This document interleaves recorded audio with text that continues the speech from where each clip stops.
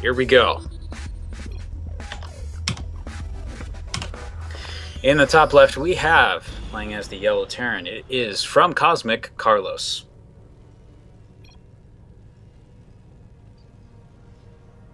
In the bottom right, we have his opponent sporting the red colors, also playing the Terran pieces. It is VyperX. Now, these guys have already played once before, though that was like maybe 3-4 weeks ago. At the time, I believe Krlos was able to come out on top 2-0. And it kind of got the impression this time, though, that thanks to the onset of final exams and everything else, Krlos is not apparently as practiced for this as he would like, whereas VyperX sounds like he's been a little bit more on top of things. So I'm kind of interested to see if it turns out a little bit different this time. So, so far, Krlos is saying he doesn't see anything about the different... he doesn't see anything different about this map. What's different about this map is that basically two separate things. First of all, it uses the Stronger Colors mod, which is why you can see yellow everywhere all over the workers. And then if you look back over at Viper's base, there's red on all over the workers. And you can tell them apart really, really easily. It's not just a subtle highlight. It's just like bold and in your face. Hello, color. The other thing, too, is... there's these cool little countdown things that show up when important upgrades are about to finish. There's not one going on right now, but I'll point it out when if one pops up. The other thing, too, is that there's this interface going on, but the interface that you're seeing is actually something separate that you download and use along with it. It doesn't load the interface through the game, which is part of how I think it ends up being a little bit lighter. So Krlos is over here doing a little bit of scouting harassment. Poke the guy over, building the barracks, and then just go see if any gases have been picked up yet. He sees 2 barracks, no gas, and doesn't really know a lot working from just that. Oh, 3 third barracks coming down, blocking him in, and Krlos as a response looks like he hasn't really done anything quite yet. This is something you have to be really worried about, though. If you see this many barracks before a command center, it can be indicative of some kind of one base aggression.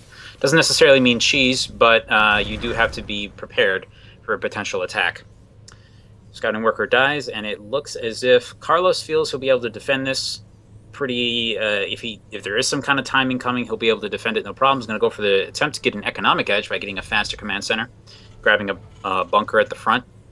And we have a few more guys coming out. And meanwhile, back over at VyperX's base, just continuing Marine production, nothing particularly spectacular there. And regardless of what his plans are, it looks like we have a few minutes before the action really gets started. Now, I gotta say, this map in particular, otherwise, you know, it's pretty big. It's a little bit unideal for this kind of one-base aggression stuff, just because any, like, thin defenses, anytime you can defend something like this, but only barely, if you're on a map that adds 5-10 seconds to the walk distance, it can make that defense a lot more secure. So I think that's probably the gamble that Krlos is going for here. He's saying, you know, given the size of this map, given the build this you're going for, I think I can get away with getting that expand. Now, of course, VyperX, on the other hand, seems to be thinking, I kind of don't believe that, so I'm going to try and see if I can run you over. And there you go. He's already up to about 13 Marines.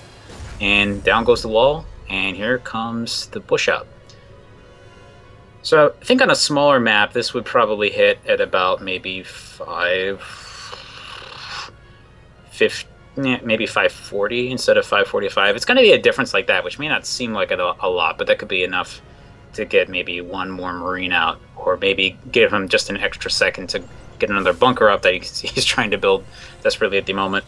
Now, there's actually a unit on the watchtower right now for Krlos, so you should see this big buildup of Marines just running straight across the map, and this shouldn't be too much of a surprise to him. He should know this is a possibility.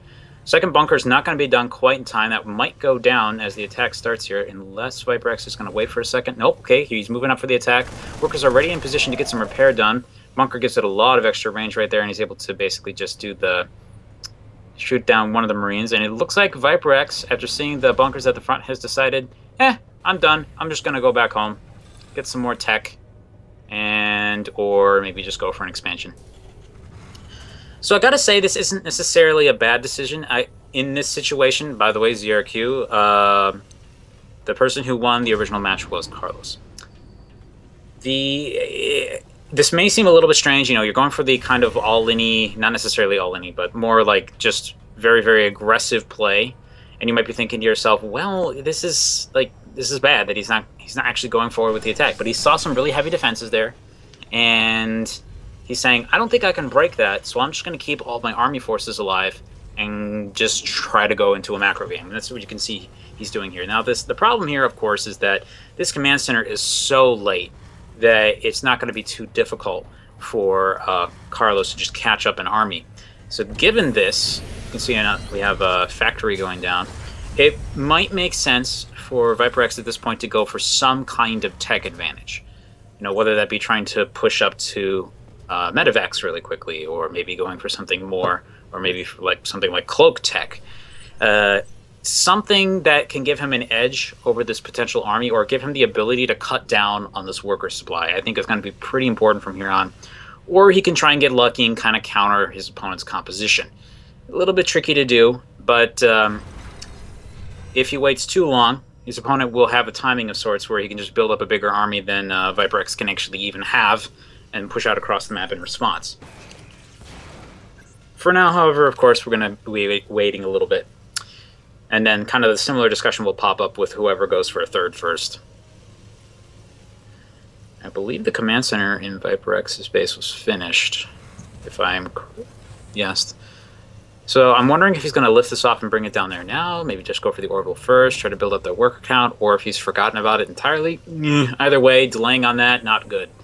Does want to get that down there as soon as he possibly can. One thing that you'll notice, a really big difference between these two players, is actually their worker counts now. We have actually gone to 45 for Krlos, and VyperX is still at 26. Their army supplies are now basically identical, and the difference between them is pretty much tech at the moment. You'll notice we have the Marines getting some upgrades on them for the stim. We've got, not stim, sorry, got +1 attack. Whereas back home, VyperX is starting to pick up siege tanks. He's getting medevacs as well as stim. So he's going to try and use the siege tank to give him the edge in this fight. Honestly, this is going to be pretty tricky to make work.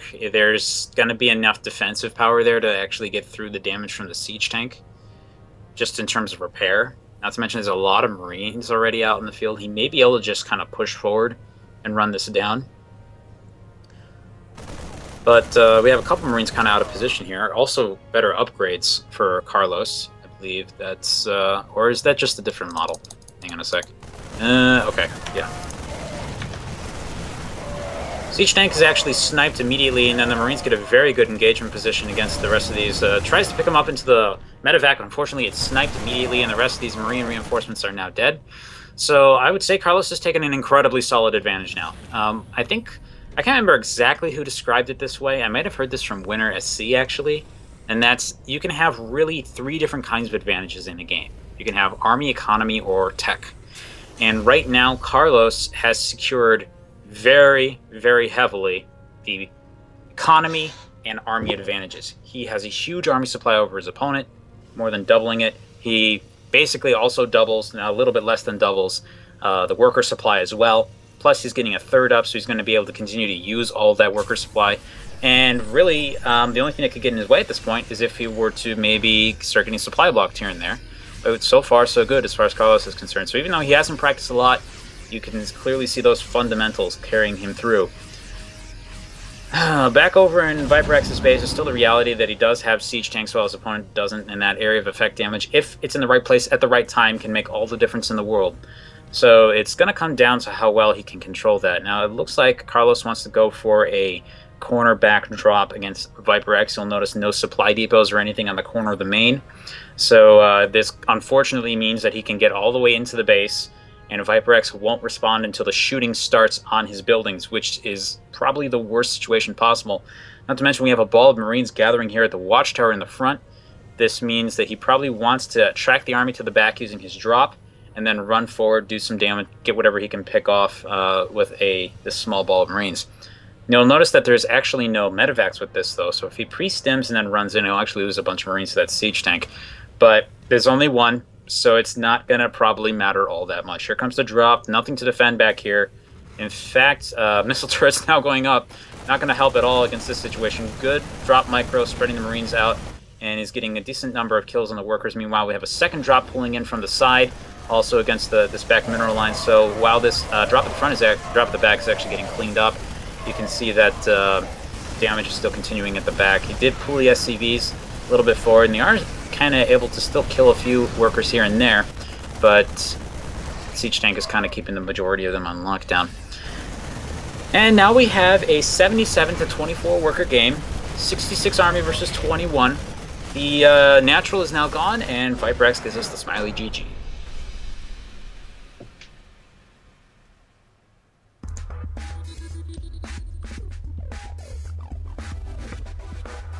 That was a 3-prong attack almost. Definitely could have been anyway.